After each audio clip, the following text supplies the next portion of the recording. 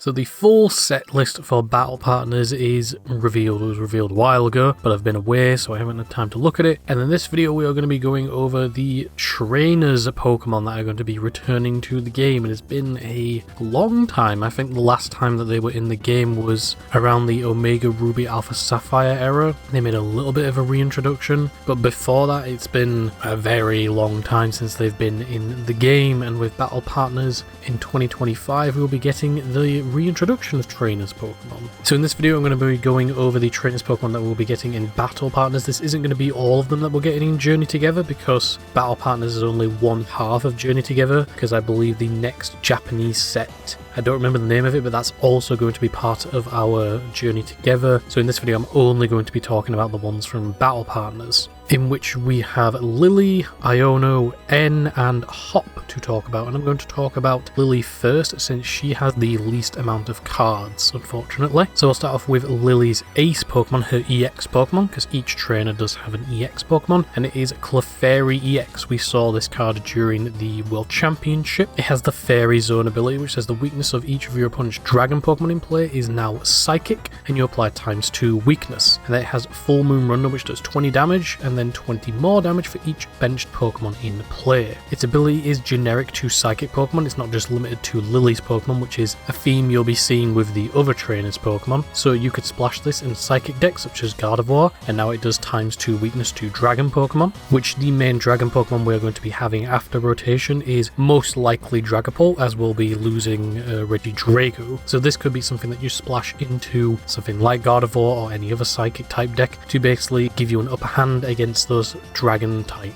matchups. And then it's stacked for 1 Psychic and 1 Colorless. So it does a decent amount of damage, but it does require you to have a pretty full bench. And it also requires your opponent to have a pretty full bench. It's basically the same attack as Origin Form Palkia, but it does slightly less damage. So if you have a full bench and your opponent has a full bench, then the maximum you can do is 220, I believe. However, if you have the Area Zero card and you play a Terra EX Pokemon, you can do even more damage. But I think this card will mainly see playing Psychic type decks for its ability. Next up is Lily's Cutiefly, as well as Lily's Rabombi. This one also has an ability that says you may use this ability when you play this Pokemon from your hand to evolve one of your Pokemon. You can look at your opponent's hand and put any number of basic Pokemon you find there onto the bench. This one is meant to coincide with the Clefairy's attack, because if your opponent is not wanting to bench a lot of Pokemon because of Clefairy, you can evolve into Rabombi, and now you basically force your opponent to bench down a large chunk of Pokemon. Plus, it may end up benching a Pokemon whose they don't really want to bench at the moment. They may want to wait a turn in order to bench it. I'm not sure if this will trigger stuff like Lumineon, because I'm pretty sure Lumineon says when you play this card, so I think you yourself have to play it down, so it may bypass the ability to search for a support card. But this card's main focus is to basically force your opponent down to a high bench count, so then your Clefairy can do a lot of damage. And again, it's also generic, so if we get any control decks coming up in the format, you could play this and force your opponent to bench pretty much every Pokemon in their hand, and then you could gust up something that, you know, could be annoying for your opponent to remove, and so on and so forth. And then we also have Lily's Comfy, which for 1 colorless lets you search your deck for any number of basic Lily's Pokemon and put them onto the bench. So at the moment, the only Lily's Pokemon we have are Comfy, Cutiefly and Rabombi, and Clefairy. So all you're going to be able to search is other Comfies, Cutieflies, and then Clefairies. But the ability to basically use Precious Carrier on an attack whenever you want is very powerful, and again, it's in order to facilitate your Clefairy building up a lot of damage. Plus, it also gets you set up for future turns, so you can then evolve into Rabombi, make your opponent bench a bunch of stuff, and then start attacking with Clefairy. And then its second attack, Fade Out, lets you put this Pokemon and all cards attached to it into the hand for a Psychic Energy, so 30 damage, and then it basically tags itself out. Could be good for tagging out into a sort of stall Pokemon, maybe Mimikyu, attack with Comfy and then bring Mimikyu into the active, or you could tag out and bring something like Klefki into the active, or any sort of stall Pokemon. Lily doesn't have any item cards because yes, There are also trainer specific item cards, but she does have a tool card which is very powerful. It's called Lily's Pearl, and if the Lily's Pokemon this card is attached to is knocked out by damage from an opponent's Pokemon, that player takes one fewer prize card. So basically, Lily has a tool that turns her 2 prize Pokemon into a 1 prizer and her 1 prize Pokemon into 0 prize cards, and you can play 4 of it. Yeah, this card is very, very good, and if we get more Lily's Pokemon in the future that do, you know, kind of more stuff like give you more bench space so that you can do more damage with Clefairy,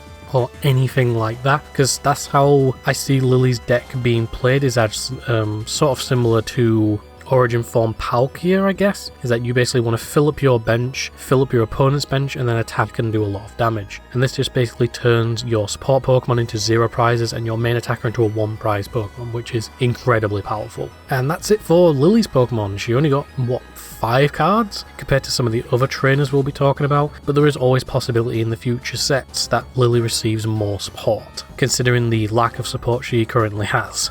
Next up, we're going to talk about Iono's cards. First up is Iono's Voltorb and Electrode. Iono's Voltorb is actually pretty decent for 2 colorless energy. It does 20 damage, then 20 more damage for each lightning energy attached to all of your Iono's Pokemon. We're going to see with the other Iono support that this deck is all about accelerating loads of lightning energy into play, so very easily you can build this up to a lot of damage on a 1 prize Pokemon. If you've got 10 energy in play, that's 220 damage on a 1 prizer. Granted, that is a lot of energy you need to have in play, but it's across all of your Iono's Pokemon. So you could have a Voltorb with 2 energy, and then the other Pokemon in play have, you know, certain amounts of energy to fulfill their attacks. So you're not technically putting all 10 energy onto Voltorb. You're just putting 2 onto it to fulfill its attack cost, and then the rest can be put anywhere else. And then the Evolution Electrode has the exciting Bomb attack, which says that it does 100 damage to itself. Then you flip a coin, and if heads, your opponent's active Pokemon is knocked out. This one is a little bit too risky because it basically KOs itself unless it has, you know, a HP boosting tool card, or there's a HP boosting support Pokemon in play, in which case it wouldn't KO itself, and you're also relying on a coin flip to instantly KO your opponent's active Pokemon, which is very strong. It's a very high risk, high reward type of player. One thing that I do like about this card is that it has free retreat, which means that if you evolve Voltorb into Electrode, you now have a pivot option for Iono. Say one of your Pokemon gets knocked out, you can bring in Electrode, and if you need to retreat into anything else, you can do it for free. Next up, we have Iono's Wattrel and Killer Wattrel. Wattrel isn't worth talking about, but Killer Wattrel is. It has the Flash Draw ability that says you may use the ability once during your turn and discard a basic lightning energy card to draw until you have 6 cards in your hand. So it's basically kind of a replacement for Radiant Greninja. The other thing to note is that it is generic, so you could play in other lightning based decks to basically draw into a fresh hand of 6, only at the cost of discarding a lightning energy, and we do have quite a few cards that can very easily get lightning energy out of the discard, or just energy in general. So you could burn out a bunch of cards in your hand, discard a lightning energy, and draw up to 6 cards. Granted, if you discard the lightning energy while you're on 0 cards, you're going to draw a full hand of 6. A very, very strong support card, not just for Iono, but also for other lightning based decks. And then we have Iono's Tadbulb and Bellibolt. Bellibolt being her EX Pokemon with the Electrical Streamer ability. It says as often as you like during your turn, you may attach a basic lightning energy card from your hand to one of your Iono's Pokemon. So it's basically Baxcalibur, but it's specific to Iono's Pokemon, and it also only attaches lightning energy. So this is basically how you get a bunch of lightning energy into play to fulfill your attack costs, and so on and so forth. And then it also has the Thunderous Bolt, which does 230 damage for free lightning and a colorless, and then during your next turn this Pokemon can't attack. 230 is a decent amount of damage. It can KO some basic EX Pokemon, and granted that this Pokemon is lightning type, we have quite a few support Pokemon in the format that are weak to lightning. Pidgeot EX is a very good example, so it can very easily one-hit KO that type of Pokemon. However, the restriction to not attack next turn is kind of annoying, considering you'd have to detach 2 energy in order to retreat it, or you'd have to waste a switching card, but that cost is very easily alleviated with a stadium card that isn't Iono support, but it kind of is, and that is Levencia. I think that's how you say it. This card says that once during each player's turn, that player may put 2 basic lightning energy cards from their discard pile into their hand. So basically you could attack with Belly Bolt, detach 2 to retreat it, and then use Levencia to get those lightning energies back and just reattach them straight away because of Belly Bolt's ability. So you could attack with Belly Bolt, maybe retreat into Electrode or another Belly Bolt and attack with that one and just get your energy back. Plus to note, again, this card is generic to lightning based decks, so this will probably see playing stuff like Miraidon as an easy way to get back lightning energy, so on and so forth. Overall, the Iono cards are pretty strong. They have a 1 prize attacker, a 2 prize attacker, a Pokemon that can accelerate a lot of energy into play, a Pokemon that can draw you to a fresh hand of 6, and an indirect support card that can get you lightning energy back. Iono is looking pretty strong. Next up is N, and I'm going to start with his main flagship, that being N's Zoroark. Pretty much a copy-paste of the N Zoroark we had back in the Sun and Moon era. It has the trade ability, so you can discard a card from your hand and draw 2 cards. Keep in mind it's not once per ability, so if you have multiple Zoroarks you can just churn through your deck incredibly quickly. However, its attack is very different. Its attack Night Joker requires 2 darkness energy. It says choose one of your benched N's Pokemon's attacks and use it as this attack.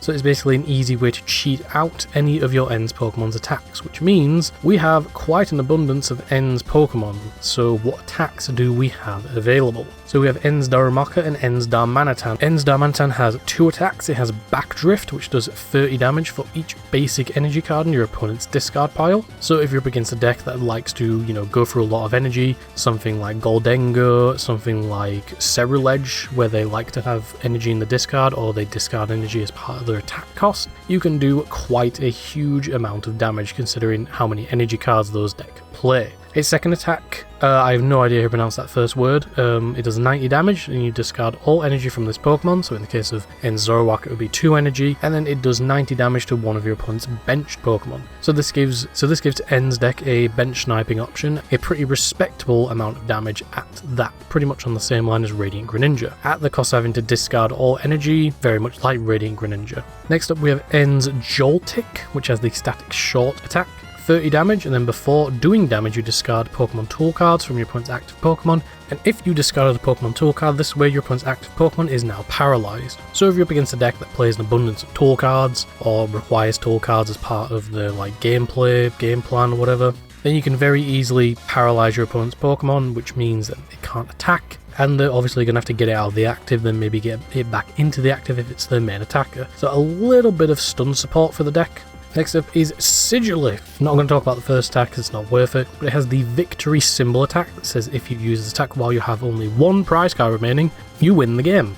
Yeah, that's pretty good, especially if you're up against a single prize deck, or you manage to manipulate your opponent's prize cards in a way, or if they use something like Dust Noir to basically trade prize cards. It's basically a way, if you can manipulate prize cards in a way, then you can very easily just take a win from nowhere. You could easily just Nest Ball, put Sigilif down, and then Night Joker, copy it, and just win the game with 1 prize card left, even if you're not able to knock out your opponent's active Pokemon. Next up is Kling Clang and Kling Clang. So Kling Clang does 120 damage, you flip 3 coins, it does 120 damage for each heads. It's a coin flip card, and if you hit 3 heads you do 360, not worth playing in my opinion. Plus it's a stage 2, so you need to either rare candy Clink into Kling Clang, or evolve Clink into Clang and then into Kling Clang. And then the final Pokemon is N's Reshiram. This was also revealed alongside N's Zoroark. And it has the powerful Rage, which does 20 damage times the amount of damage counters on this Pokemon. So if N's Zoroark is taking quite a bit of damage, you can do 20 times that amount of damage. N's Zoroark has a max HP of 280, so it can have 27 damage counters, which is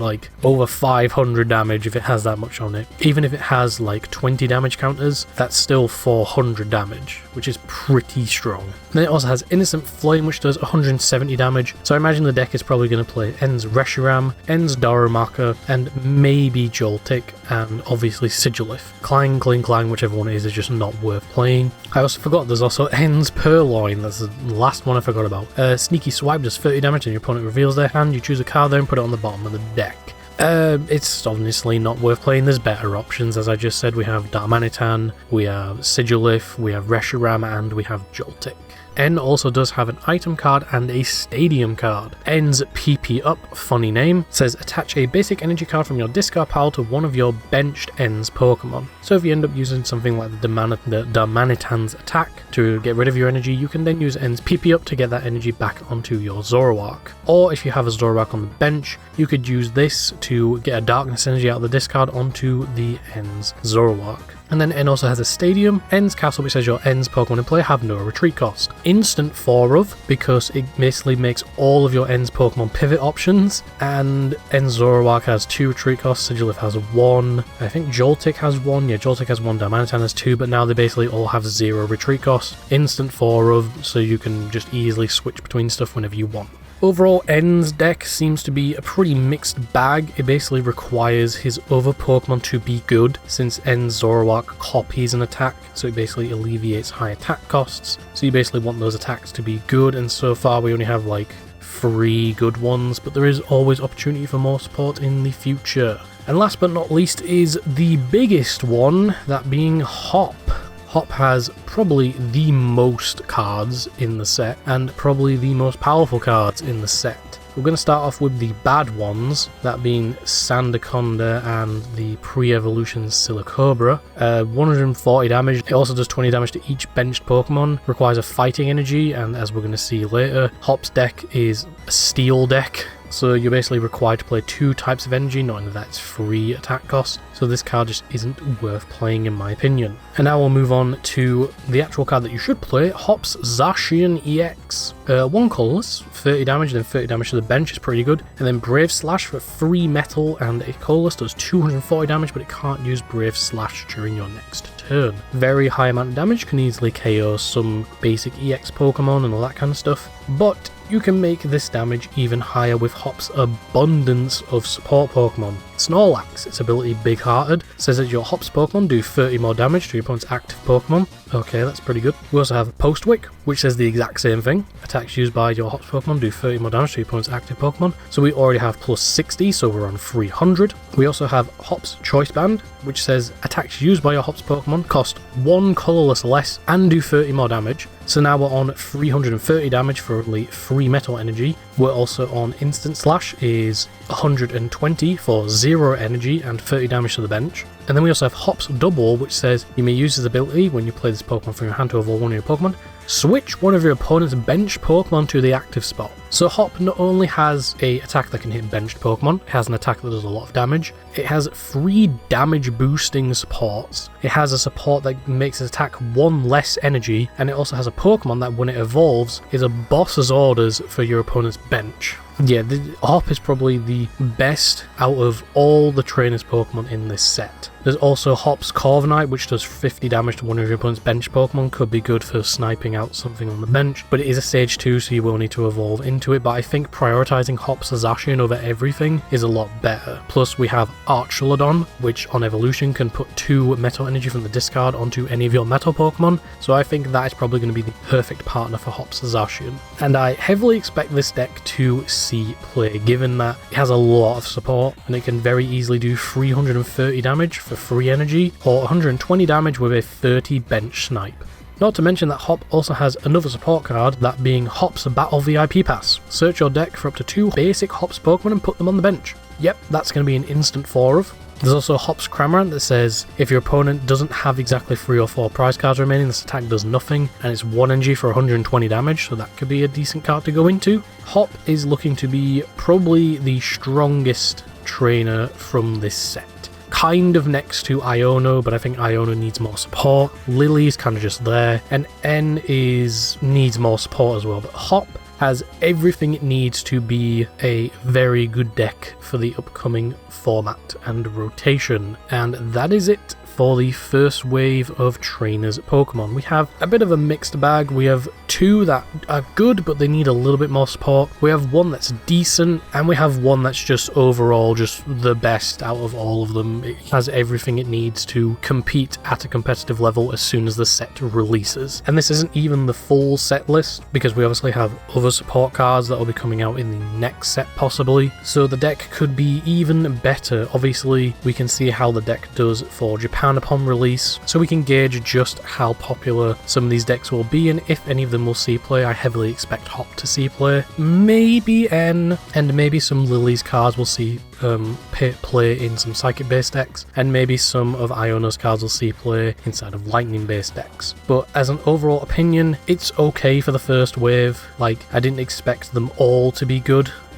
Like, one of them's really good, one of them's decent, then two of them are like they need a little bit more support to be better and actually good. I'd like to thank you all for watching this video. Let me know your thoughts in the comments about all these Pokemon. Which ones are you looking forward to? What trainers are you hoping to see in future sets? And what cards are you looking to pick up, and what decks are you looking to play from all these trainers Pokemon? I heavily expect Hop to see play once again. I know N is a fan favourite, so I suppose some people will be picking up the N's cards. I know my brother's a fan of Lily, so he'll probably be picking up the Lily's cards. And then Iono is also like kind of a fan favourite. Make sure to like, comment and subscribe, all of the nonsense, and I'll see you in the next video, whatever that may be. Take care.